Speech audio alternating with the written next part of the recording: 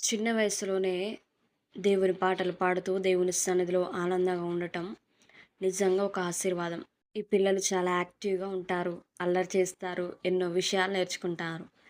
కానీ చిన్ననాటి నుండే వారి హృదయాల్లో దేవుని ప్రేమను, దేవుని వాక్యాన్ని నాటితే వారు పెరిగే కొద్దీ ఆ విత్తనం గొప్ప ఫలాన్ని ఇస్తుంది. బాలుడు నడవలసిన త్రోవానికి నేర్పుము, వాడు పెద్దవాడైనప్పుడు దాని నుండి తొలగిపోడు అని దేవుని వాక్యం చెప్తా ఉన్నది కదా! ప్రతి తల్లి, తండ్రి ఒక విషయం గుర్తుంచుకోవాలి. మీ పిల్లలకు మీరిచ్చే ఆస్తి, చదువు, సౌకర్యాలు వాటితో పాటు దేవుని భయాన్ని, దేవుని ప్రేమను నేర్పించడం కూడా మీ పిల్లలకు ఒక గొప్ప ఆశీర్వాదం.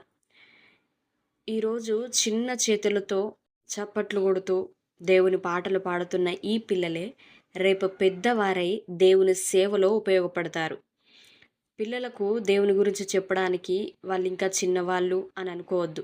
చిన్న హృదయంలో నాటిన దేవుని వాక్యం వారి జీవితమంతా వారికి మార్గదర్శకంగా ఉంటుంది.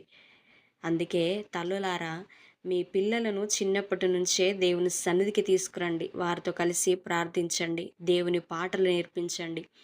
బైబిల్ వాక్యాలు నేర్పించండి. దేవుని ప్రేమించడం ఎలాగో నేర్పించండి. ఈరోజు మీరు పిల్లల హృదయంలో నాటిన విత్తనమే రేపు వారి జీవితంలో కనిపించే ఫలంగా మారుతుంది. ఈ పిల్లలలాగే అందరి పిల్లలు కూడా దేవుని సేవలో ఉపయోగపడే తరంగా ఎదగాలని మనస్ఫూర్తిగా ప్రార్థిద్దాం. ఈ వీడియో చూస్తున్న వారందరి పిల్లల్ని దేవుడు ఆశీర్వదించి తన మహిమ కొరకు ఉపయోగించునుగాక. మీరు కూడా మీ పిల్లల్ని దేవుని కొరకు పెంచాలని ఆశపడుతున్నారా? అయితే మీ పిల్లల పేర్లను కామెంట్లో తెలియచేయండి.